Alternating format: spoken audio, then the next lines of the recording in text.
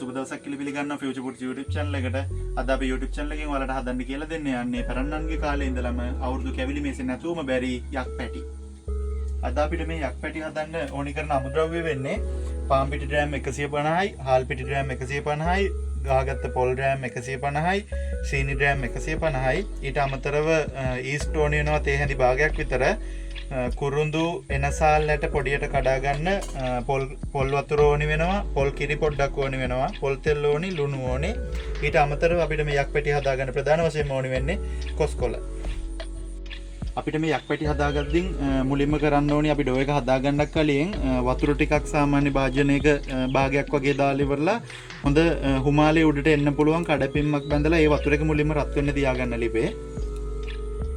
මුලින්ම අපි ඩෝ එක හදාගන්න ඕනේ. ඒකට පාන් පිටි ඩ්‍රෑම් 150ම දාගන්න, හාල් පිටි ඩ්‍රෑම් 150ක් දාගන්න. ඊට අමතරව ඔයාලගේ රසයට අනුව ලුණු දාගන්න.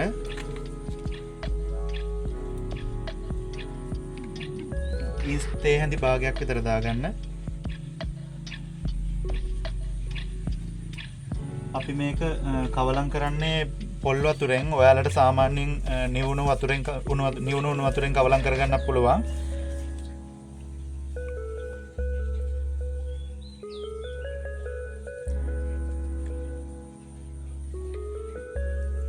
මේකට පොල් තෙල් තේ හැඳි භාගයක් විතර දාගන්න.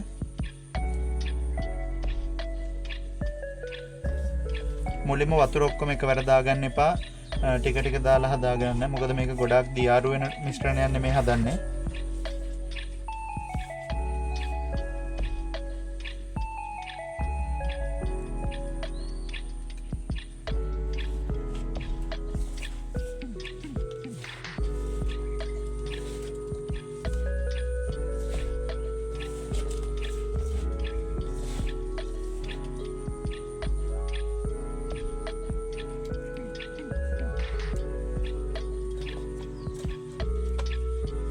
ඔයාලට අපි මේකට පොල් වතුර දාගන්නේ ටිකක් පිපෙන්න අපි පැයක් වගේ තියෙනවා මේක හොඳට අනාගත්තයින් පස්සේ.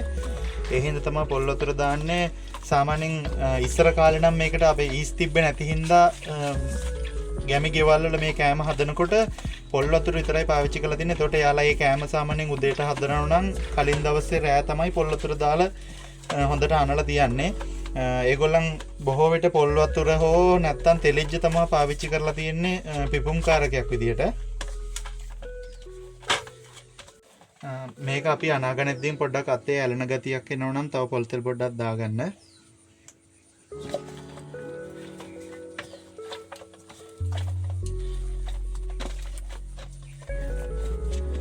අපි මේක අනාගනෙද්දී හොඳට ඇනලා ඇතිද කියලා තේරෙනවා. අතේ ඇලෙන්නේ නැති වෙන්න ඕනි.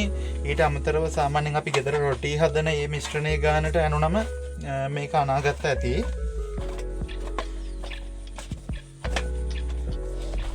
මේක අපි හොඳට අනා ගන්න ඕනි. මොකද මේ අපි දාපු ඒ ඊස්ට් අපි දිය කරලා නෙමෙයි දාන්නේ මේකට. ඒ දාපු ඊස්ට් හොඳට ඩෝ එකේ කවලම් වෙන්න ඕනි හින්දා හොඳට පිපෙන්න ඕනි හින්දා අනිවාර්යෙන් හොඳට අනා ගන්න ඕනේ. මේ ඩෝ එක සාමාන්‍ය මේ වගේ සොෆ්ට් ගතියක් එනකන් හොඳට අනා ගන්න ඕනේ.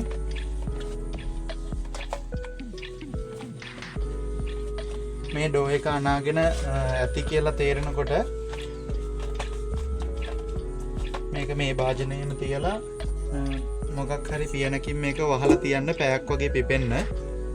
ඊට පස්සේ අපි හදා ගන්න ඕනේ මේ යක් පැටි හදන ඒ කොස්කෝල වලින් ගොටුව.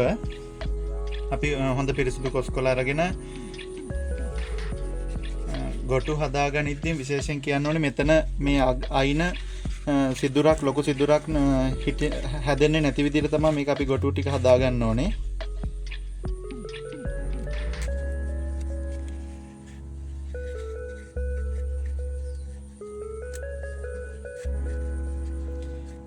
මේ විදිහට ගොටු ටිකක් හදාගන්න.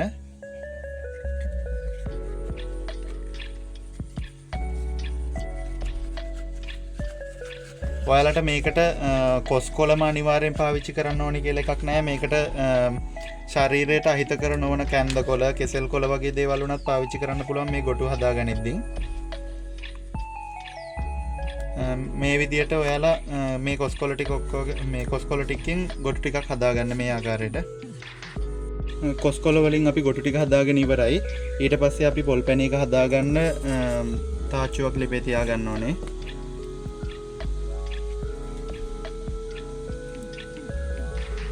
ඒ තාච්චුව රත් වීගෙන යනකොට අපි සීනි මේස හැන්දක් විතර තාච්චුවට දාගන්න ඕනේ.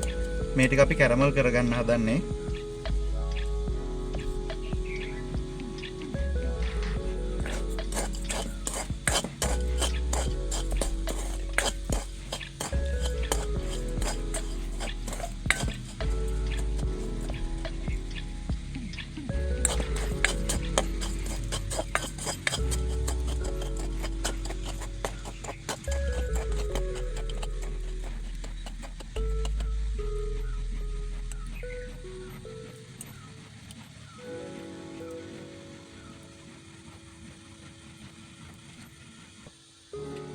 හරි අපි දාගත්තු සීනි මේස හැන්ද හොඳට උණු වීගෙන එනකොට මේකට අපි වතුර චුට්ටක් එකතු කරගන්න ඕනේ.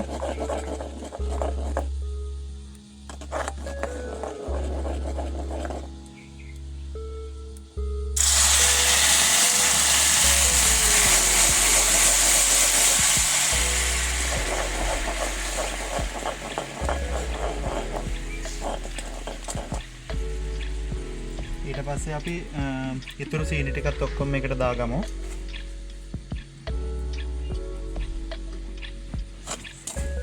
මේ සීනි දාලා ගොඩක් අවලං කරන්න මේ උණු වෙනකන් තියන් ඉන්න එපා. සීනි ටික ඔක්කොම දාගත්තායින් පස්සේ මේකට අපි වතුර ටිකක් එකතු කරගන්න ඕනේ.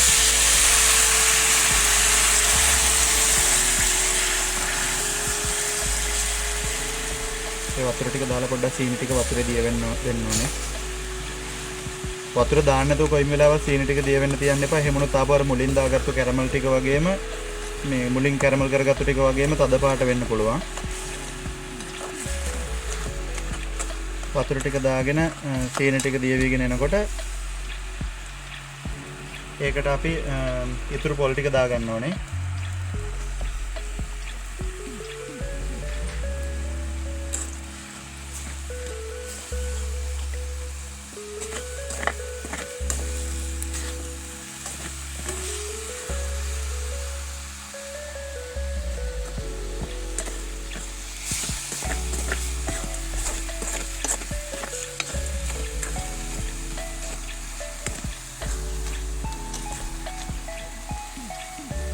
ඊට පස්සේ මේකට අපි කඩාගත්ත එන්න සාලට කුරුඳු ටික දාගන්න ඕනේ.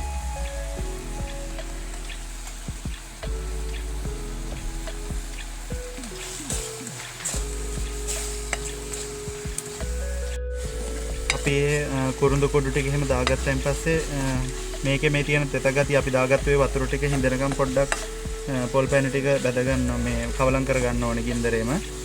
ගොඩාක් ගින්දර දාගන්න එපා, අඩිය අල්ලන්න බලයි.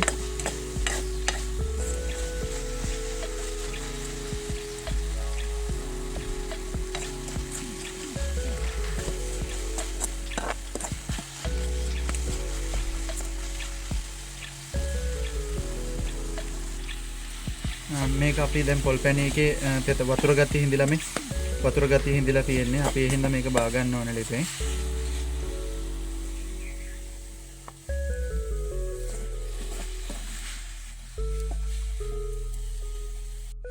හරි ඊට පස්සේ අපි හදාගත්තු මේ කොස්කොල ගොටු ටිකේ පොල් තෙල් ටිකක් අපි ගා ගන්න ඕනේ. මේ හැම කොස්කොල ගොටුවකම ඇතුලේ තෙල් ටිකක් ගා ගන්න. මොකද මේ අපි මේ යක් පැටි හදද්දී කොස්කොලෙන් අපි පස්සේ අවසානට ගලවනකොට හොඳට ගැලවෙන්න ඕනේ. ඒ හින්දා අනිවාර්යෙන් හොඳට පොල් තෙල් ටිකක් ගා ගන්න මේ හැම එකම ඇතුළු පැත්තේ. කොස්කොල ටිකේ අපි පොල් තෙල් ටික ගා ගත්තයින් පස්සේ අපි පැයක් විතර පිපෙන්න තිබ්බ ඩෝ එක බලමු හොඳට පිපිලා තියෙන්නේ.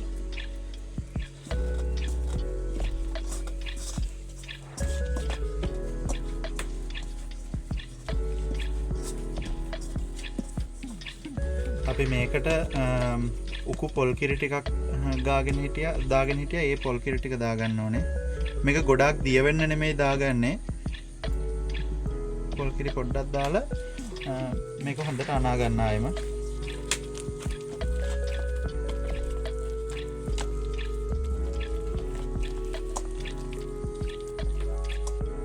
හරි ඊට පස්සේ මේක හොඳට අනාගත්තයින් පස්සේ අපි ඒ හදාගත්තු කොස්කොල ගොටුවක් ගමු බලන්න.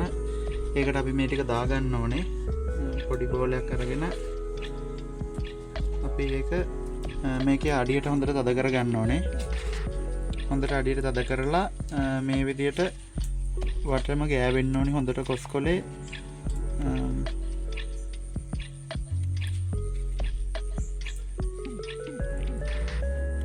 මදි වගේ නම් ආයෙත් පොඩ්ඩක් දාලා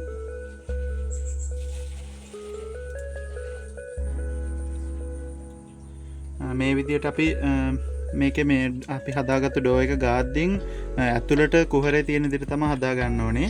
ඊට පස්සේ මේකට අපි පොල් පැන ටිකක් දා ගන්න ඕනේ.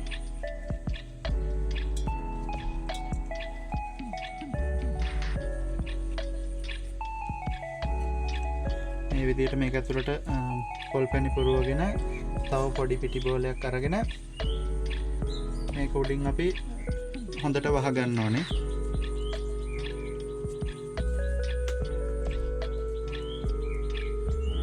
හරි මේ විදියට ඔයාලා මේ අනිත් ටිකත් හදාගන්න.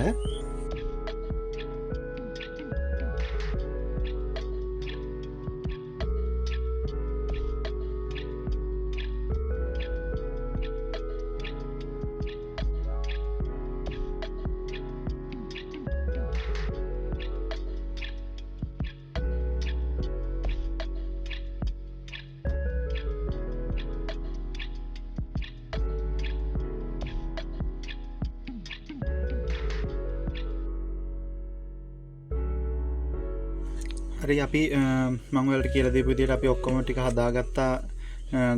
මේ යක් පැටි ටික මේ කොස්කොල වලට දාලා අපි මේ ටික අර කලින් මේ වතුර රත් වෙන්න තියාගත්තේ මුට්ටියේ හුමාලෙට තැම්බෙන්න තියාගමු.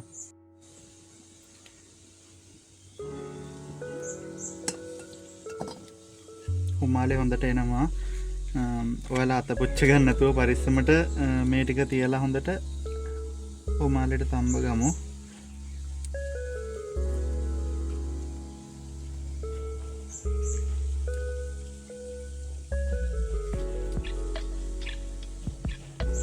ඔයාලට රයිස් කුකර් එකේ එහෙම මේ ටික ස්ටීම් කරගන්නව නම් ගොඩක් තියාගන්න පුළුවන් එකවර. අපිට මේ මුට්ටියක හින්දා ගොඩක් තියාගන්න බෑ.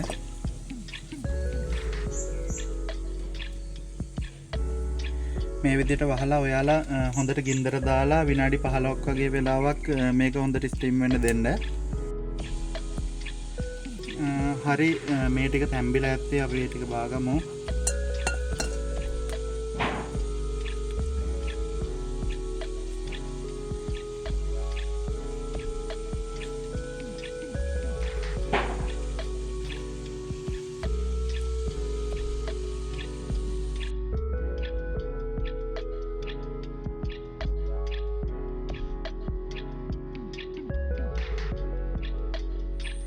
හරි අපි එකක් ගලවලා බලමු.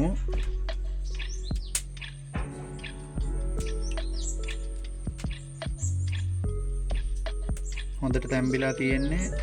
අර කුස්නාම්බුල ගතියට එන්න තැම්බිලා තියෙන්නේ. විනාඩි සාමාන්‍යයෙන් 15ක් තමයි මේක තම්බ ගන්න ඕනේ.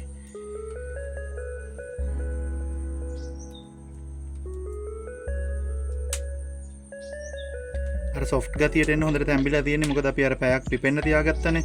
ඒ හින්දා මේක හොඳට තැම්බිලා තියෙන්නේ.